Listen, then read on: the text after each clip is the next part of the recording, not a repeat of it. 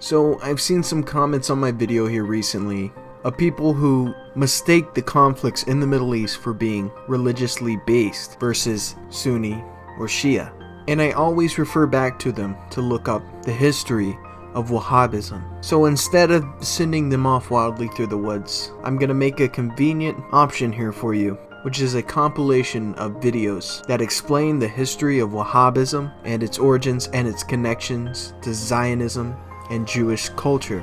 You're completely free to share this if you wish, and I hope you learned something. Tyranny Unmastered. There are two main branches of Islam, Sunni and Shiite. Their differences date back to a leadership dispute following the death in 632 of the founder of Islam, the Prophet Muhammad. Most of the Prophet's companions supported his friend and father-in-law Abu Bakr as his successor, but others believed power should have passed to Ali, the Prophet's cousin and son-in-law, and Ali's sons and their descendants. Despite contrasting theological and religious practices, the world's 1.6 billion Muslims are united in agreement that Allah is the only God and the Prophet Muhammad is his messenger. Both branches also believe the Muslims' sacred text, the Quran, is as the word of God. Sunnis are the majority across the Islamic world, representing 80% of Muslims. In the Middle East, among Sunni countries, Saudi Arabia is widely considered the most powerful, while Iran is the Shiite Muslim powerhouse. Staying in the Middle East, Shiites are also the majority in Iraq and Bahrain. In addition, there are significant Shiite communities in Pakistan, Lebanon, Yemen, Syria, Saudi Arabia, and the Gulf. It's October 2015, and what you're going to learn about is all over the internet. Nobody's ever done a video on it though.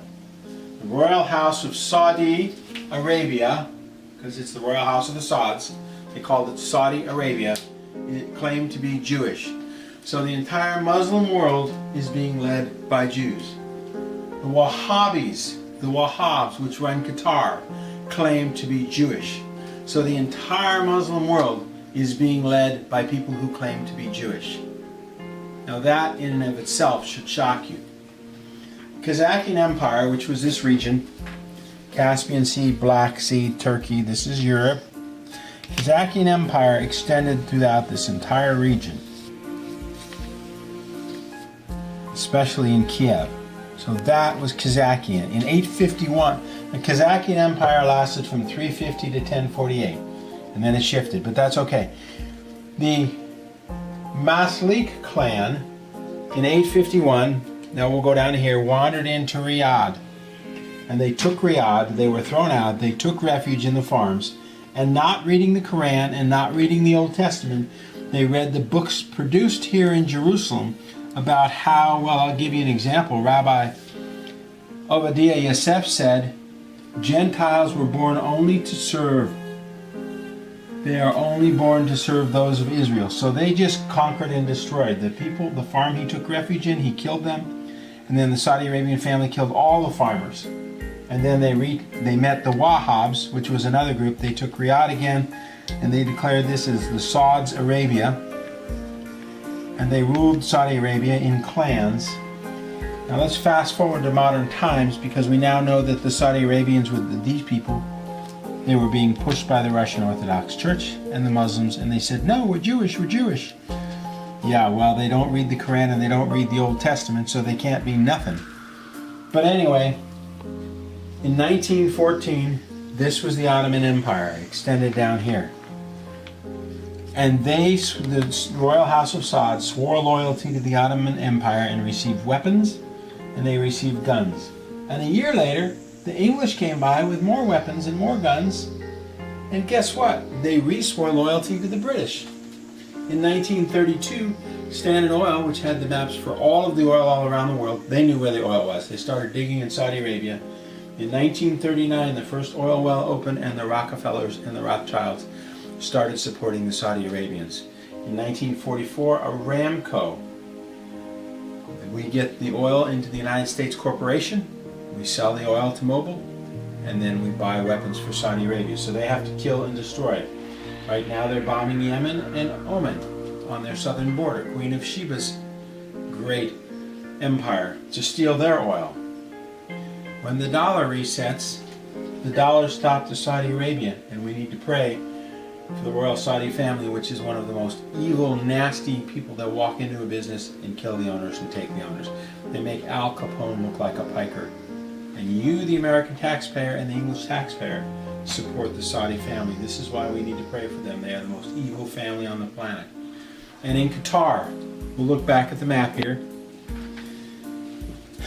In Saudi Arabia, Prince Abalde Atabi got caught importing 5,000 pounds of bacon into Saudi Arabia. Here in Qatar, you can now buy pork. In Israel, you can now buy pork. And the other thing is, the Quran prohibits having kings. If the king of Saudi Arabia was a Muslim, why would he be a king? That makes no sense. They don't follow the Quran. They claim to be Jews, but they're Jews from here, not Jews from here. And the Jews here in Israel, they don't read the Old Testament. They don't read the Quran. They're importing pork now. You can buy pork all over this region, which is supposed to be Muslim. When they open up their oil wells in a few months, we're not going to need Saudi Arabian oil. The money will dry up, and Yemen will be helped by the Russians, and Oman will be helped by the Russians, because the oil up in here does not belong to Saudi Arabia. It belongs to the people of Yemen and Oman. And when that dries up, which will be within a year or two, it's over for Saudi Arabia. Qatar's oil will not be needed. Those people who claim to be Muslims, the Wahhabi Muslims, Wahhabis claim to be Jews. The Saudis claim to be Jews. The entire Muslim world is being led by Jewish people.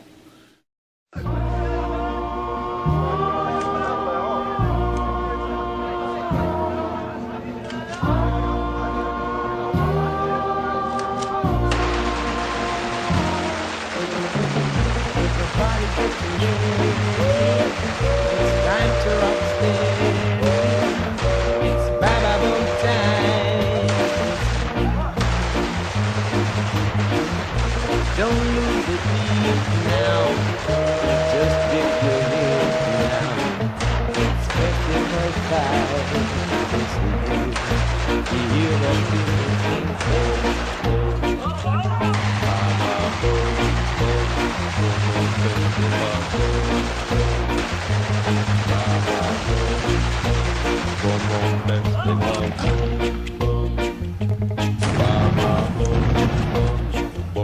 Festival.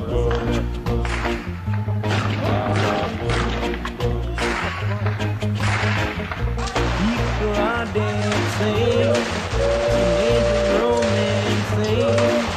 It's carnival time.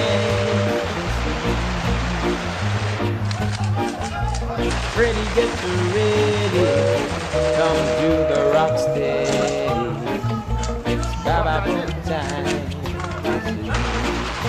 You hear that people sing.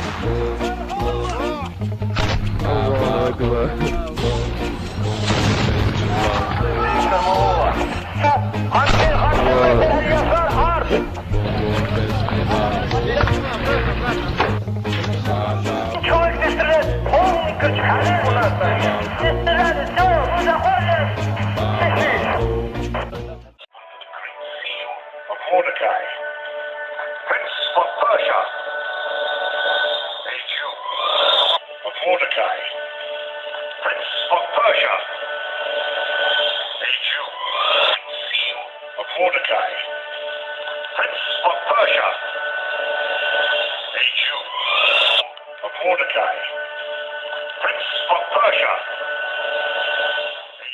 Adam Gadon, the so-called American Al-Qaeda who proclaimed himself the media maven, if you will, for Al-Qaeda, and was helping to produce a lot of these so-called Al-Qaeda videos that were all over the internet that made Al-Qaeda look really bad and made the Muslims look bad. Should you fail to comply in full, we will deem it sufficient justification to continue to fight and kill Americans. Come to find out, Adam Gadon's real name was Adam Perlman. And not only was he, in fact, Jewish, he was the grandson of a member of the board of the Anti-Defamation League. And if you've been following the history of the Anti-Defamation League, you will find out they've been very much involved in covertly supporting a lot of these so-called American Nazi movements. In fact, all the way back, just about the time of World War II, there was this scandal where the head of the American Nazi Party, which had a total membership of like 6, and yet they were getting all this press, was arrested for embezzling from his sponsors, which turned out to be the ADL, so that kind of blew up in their faces. So anyway, we have Adam Perlman, and he's been going around saying, I'm Al-Qaeda, I'm Al-Qaeda, see, I got a turban on my head, I'm a terrible Muslim, gotta hate me, gotta be afraid of me, and of course everybody's laughing at him now because we all know who he is. Okay, so they have brought in the understudy, and there is a new American Al-Qaeda named Yosef Al-Khattab. Ooh, big scary name, and they've got a picture of him out there where he's holding all these guns and knives, and he's dressed up like a wannabe Rambo, and he's scowling at the camera, and he supposedly has this website with things in it, like pictures of the Statue of Liberty with an axe buried in the back of the head. I mean, very heavy-handed, very over-the-top. There was also a link to a puppet show mocking Danny Pearl's beheading. Take a look.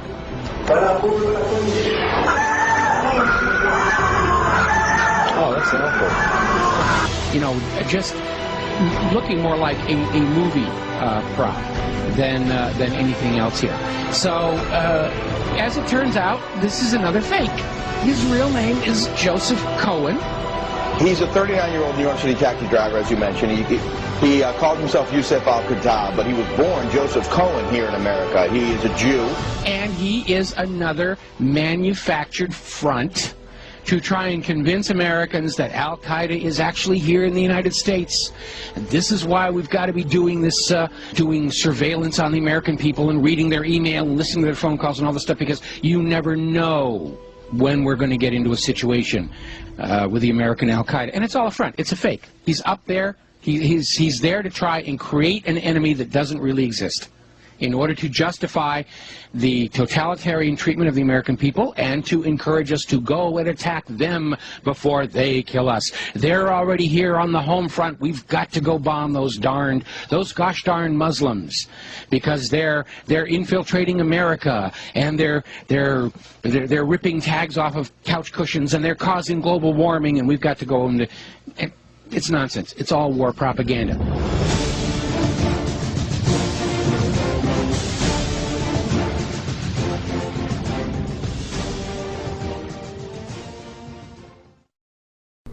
And next up for the news from Now the End Begins, Saudi Prince Al-Walid bin Talal makes jaw-dropping statement about Israel. I will side with the Jewish nation and its democratic aspirations in case of outbreak of a Palestinian intifada or uprising, bin Talal was quoted as saying by Kuwaiti Al-Qobas Daily. In a startling statement, Saudi Prince Al-Walid bin Talal has said that he will side with Israel in case of a Palestinian uprising, and that he would attempt to break any Arab initiatives set to condemn the Jewish nation. I will side with the Jewish nation and its democratic aspirations in case of an outbreak of Palestinian intifada. He says, I shall exert all my influence to break any ominous Arab initiatives set to condemn Tel Aviv, because I deem the Arab-Israeli entente and future friendship necessary to impede the Iranian dangerous encroachment.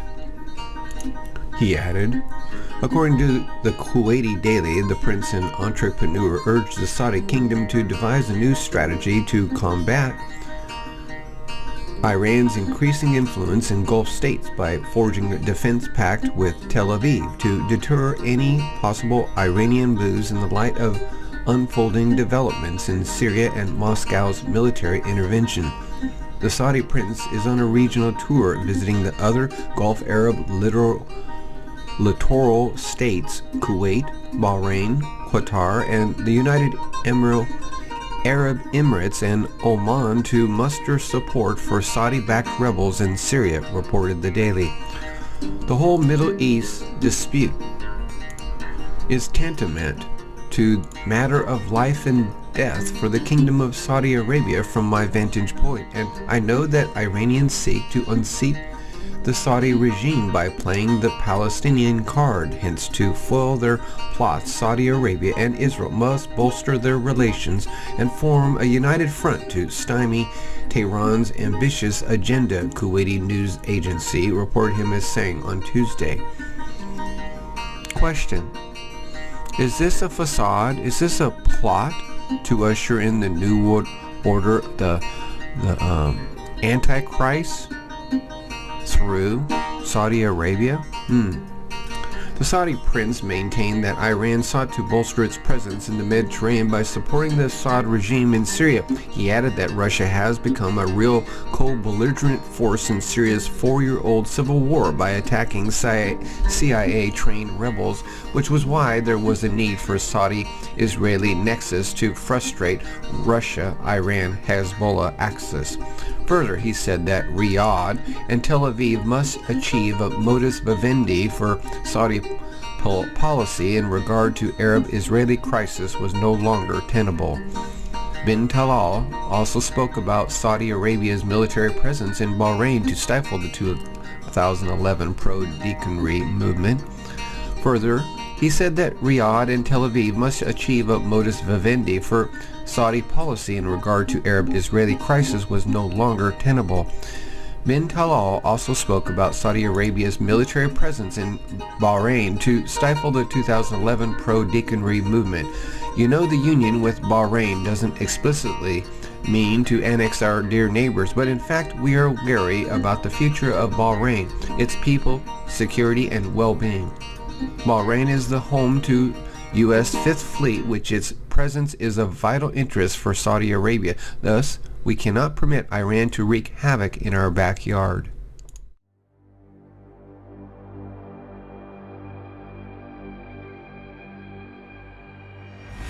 Islam commands that sovereignty is only for the laws of Allah, and that the nation does not depend on anyone else for its security.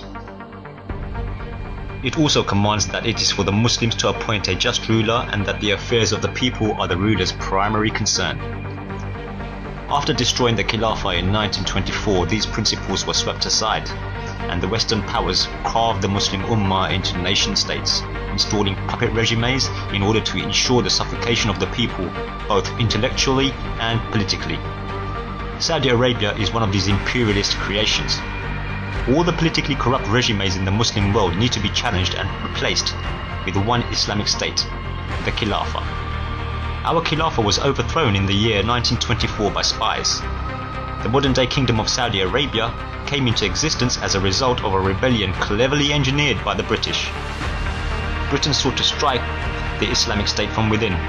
Followers of the Wahhabi madhab had managed to establish themselves a force to be reckoned with within the Islamic State led by Muhammad ibn Saud and later by his son Abdul Aziz. Britain supplied them with weapons and money, and they proceeded to move on a sectarian basis to seize the land which was under authority of the Khilafah. This cleverly engineered coup d'etat took up arms against the Khilafah and fought the Islamic forces, all the time goaded on by the British. It was well known at that time that the House of Saud were British agents. The House of Saud and its sectarian army, the Wahhabi madhab, were supplied with weapons, money and other resources by the British.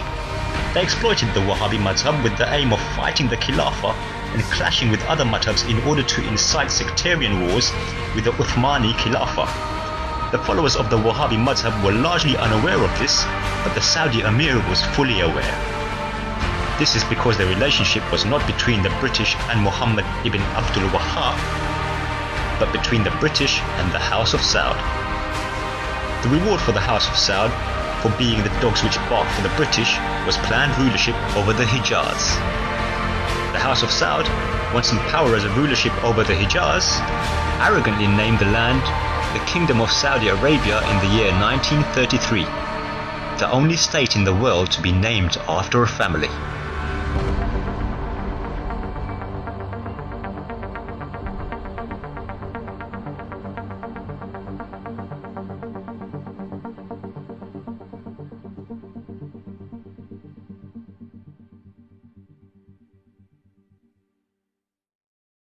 Saudi Arabia, and the Sumari 7, that is the wife of King Abdulaziz. Let's put it this way, very simply.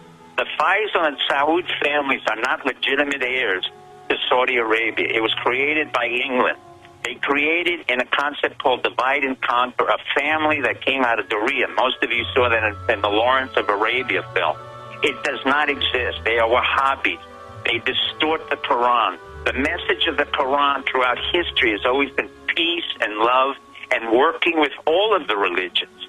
They were formidable, and the Wahhabis are the total distortion. The true descendants of Mecca and Medina are not the King Faisal of Saudi. They are the Hashemites. But the British took them away from Saudi Arabia, put one in Iraq who was 4 years old, and another one in Jordan, so that they would never have an ability to have the true leaders of the Prophet of Muhammad. So what we have here is a collusion between Saudi Arabia and the neocon Jews of America and Israel against a president who, whether I like or dislike, and may have lied on Osama bin Laden, is the son and it's the son of a CIA operative, the grandson of a CIA operative, who understands very well what the issues of intelligence are, including the United States ambassador. I also know that they created a lot of agitation and propaganda in Morocco in order to force the Moroccan Jews to leave a very friendly friend to the Jews, King Hassan of Morocco. So the Israelis and the Zionists have created used the Jews of the diaspora, that means the Polish, Russian Jews, and Sephardic Jews, as a weapon to manipulate world opinion, to create agitation propaganda, in the same way Saudi Arabia is using their people, the Salafists, to be the thugmen against the United States, and use it in the term of Al-Qaeda or any form they want. But Saudi Arabia, which is falling apart now because it's only a second and third generation illegitimate ruling class from an illegitimate king, is now in the process of failing apart. Both states, Israel and Saudi Arabia, are in desperate situation. Saudi Arabia and Israel are twins, they're doppelgangers. There's no way you can separate Israel from Saudi Arabia, or Saudi Arabia of Israel. They go back all the way to 9/11. They go back to the days when Jimmy Carter fired 4,000 operatives because the people went to Saudi Arabia. Those people who were left in the agency went to Saudi Arabia, the Mossad, and the Pakistani ISI to reconstitute an intelligence service which was totally illegal. And many of those who came in the Carter administration, Jews, like Dennis Ross, Martin Indyk, who was an operative underneath the Australian government and was an American citizen for only 1 day, was appointed an American ambassador to Israel, so Dennis Ross, a neocon, could control him.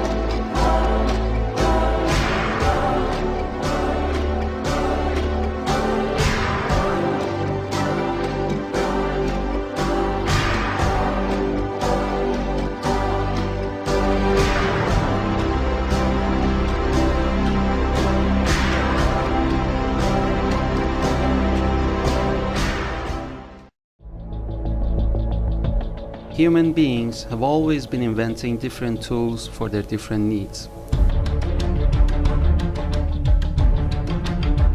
One of the most frequently used yet simple tools is the crowbar. Crowbar is a metallic bar bent at one end and widened at the other. The crowbar is used to split up wooden pieces that are nailed together. Crowbars are known as first-grade levers. Now hold that in mind about crowbars because later on we will get back to it. As it was mentioned before, each tool is used to achieve a certain goal.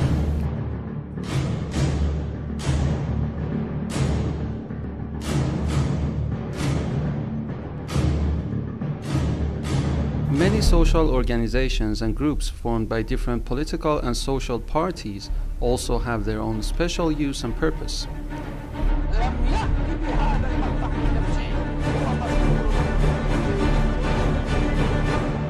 Wahhabism is one of these creations.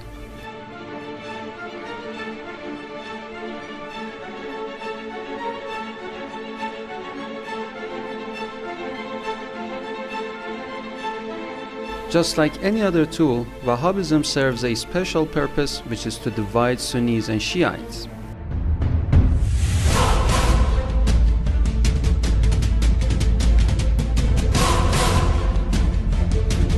Shiites and Sunnis are like two pieces of wood firmly nailed together. They form a harmonic reality, firmly cemented by Quran and the Holy Prophet's tradition. Wahhabism, on the other hand, custom-made by the West, has become a tool in the hands of the totalitarians and colonial powers utilized to divide Shiites and Sunnis and tear apart this reality. Just like any physical activity requires a certain tool, different tools have also been created to divide the Muslim Ummah. It is only then that the West can weaken the Islamic world and control the region.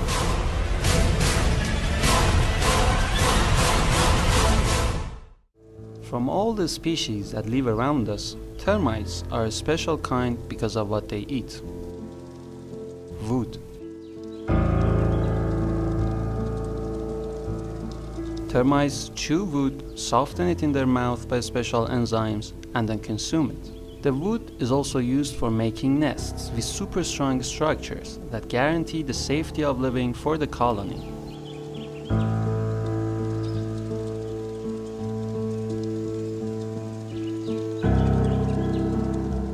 Termites are harmful for humans. These insects make their way into the wooden parts of homes and buildings and secretly eat away the wood.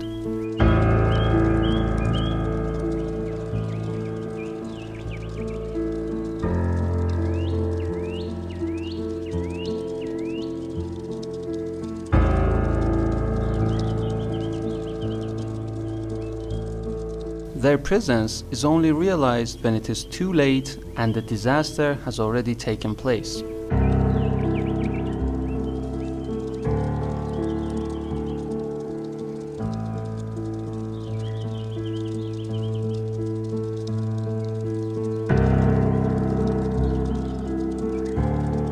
The tunnels dug by this species weaken the wood and eventually cause its sudden destruction.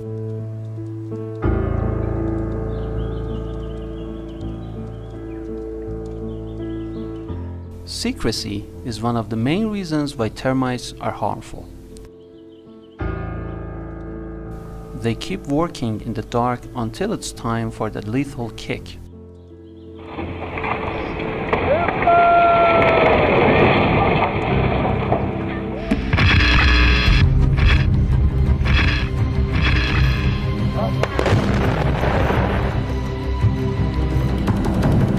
In our social lives too, things occur that poke holes into our beliefs without us being aware.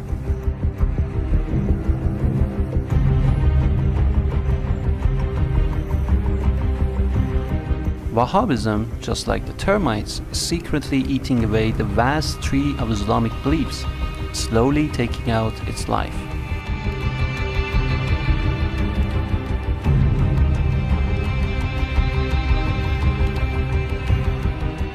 And just like the termites that use chewed wood to make strong nests, Wahhabism also uses its rhetoric to overturn Islamic beliefs and make a safe nest for itself.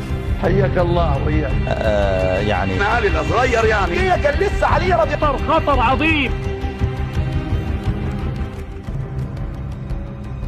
These crawling movements only came into light when their weak Islamic basis and void beliefs took shape as Al-Qaeda, Taliban, and the ISIS.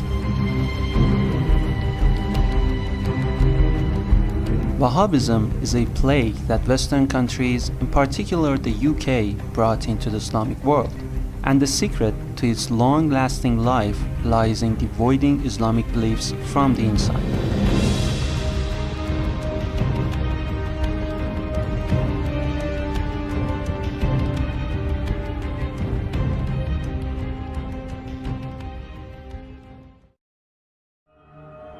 Ivies are breathtakingly beautiful plants. No matter where you see them, they are just so pleasant to look at. But only if you notice them.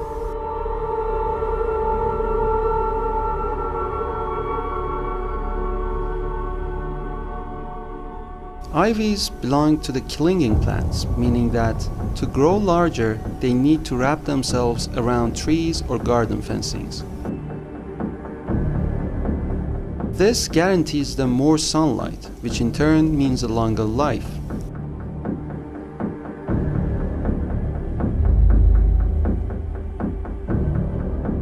There are different types of ivies out there, among which the poison ivy is the most famous. It originates from the Americas. The poison ivy is especially known for its triple leaves. When wrapping themselves around, say, a tree, they change its entire appearance.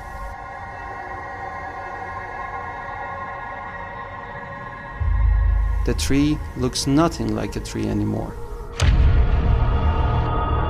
Ivies slowly work their way up and around the tree, and in a matter of a few years, nothing will be left of the tree but its outer skin. The insides are all consumed by the ivy. The tree has slowly become dead.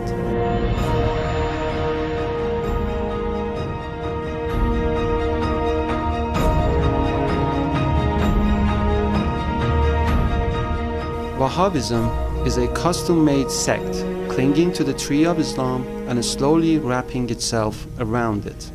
Wahhabism is like the weeds growing on a farm. It consumes the potentials of Islamic world and ultimately causes its growth to stop.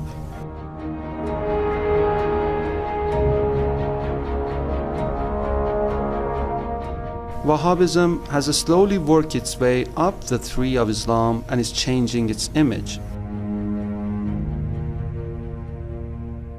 This trend will continue to the extent where Islam is emptied of life and nothing is left from its original teachings.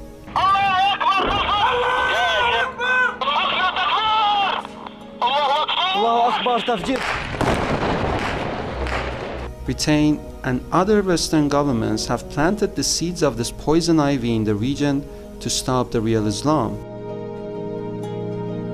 Because uprooting the real Islam and changing its image is key to their survival.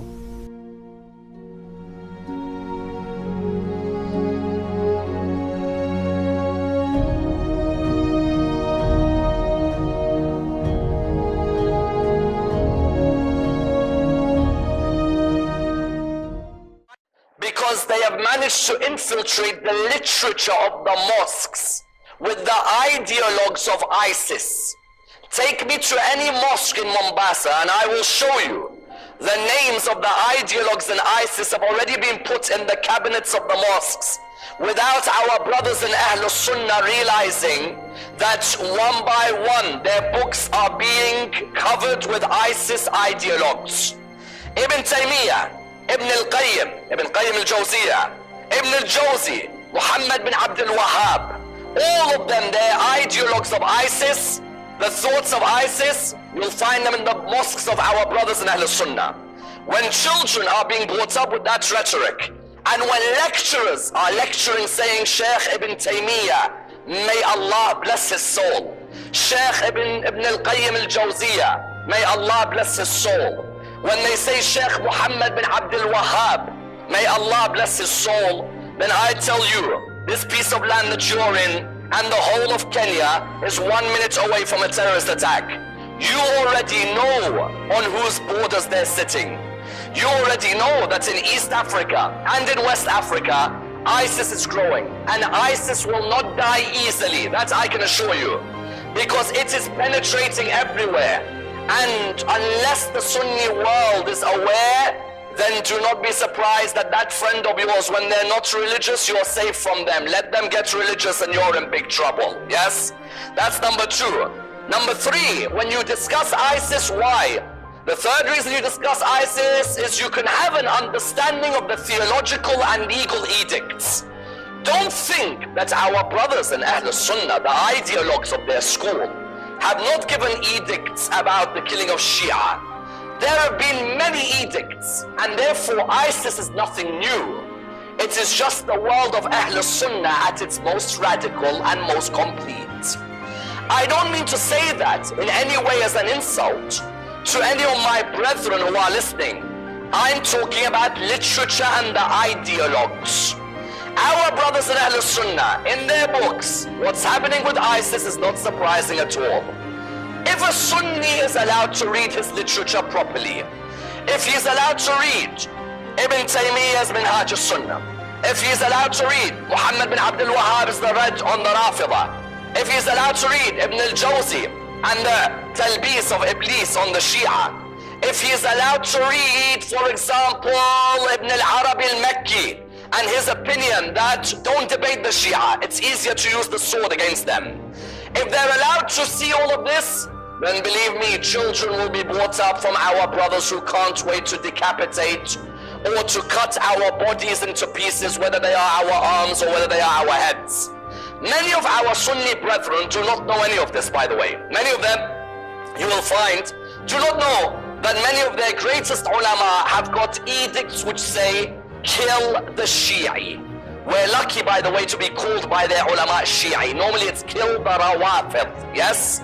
But there is one country where there is no difference between it and ISIS, and that is Saudi Arabia. Saudi Arabia is the root of ISIS. If Saudi Arabia tells you it has a problem with ISIS, what's the problem? You have a problem with executions, you execute. Beheadings, you behead. Anti-Shia, you're anti-Shia. Anti-Christian, you're anti-Christian. Plurality of opinion, you've got a problem when it comes to plurality of opinions. When Saudi Arabia gives you the rhetoric that it's against ISIS, it's the biggest load of nonsense politically in this world. Saudi Arabia has absolutely no problem with ISIS whatsoever. Saudi Arabia's only problem is that the call for caliphate within ISIS means there's a threat to their leadership. Otherwise, the vision of ISIS is the vision of Saudi. The complete destruction of Shi'ism, the complete destruction of Christianity, the complete killing of those who go towards the graves, the killing of those who believe in intercession. And further than that, execution and beheading is something normal. If you look at the rhetoric of ISIS and the rhetoric of Muhammad bin Abdul Wahhab, the ideologue of the Wahhabi school in Saudi Arabia, there is absolutely no difference between the rhetoric of ISIS and the rhetoric of the Wahhabis. And I, by the way, I'm calling them Wahhabis. They don't like to be called Wahhabis. They like to be called Salafis, yes? The Sunni world is in absolute disarray at the moment. A Sunni today does not know whether to call themselves Sunni, Ahl Sunnah wal Jama'ah, Wahhabi, Salafi, Salafi conservative, Salafi liberal, Deobandi, Ahmadi, Brelwi. They don't know whether to call themselves Hanafi, Maliki, Hanbali, Shafi'i, Ash'arite, Ash'arite, Sufi, Ash'arite, Hanafi, Mu'tazilite, Shafi'i. There are so many names today, Ahl Sunnah doesn't know who to turn to. And even for their authority figures, they're in complete disarray.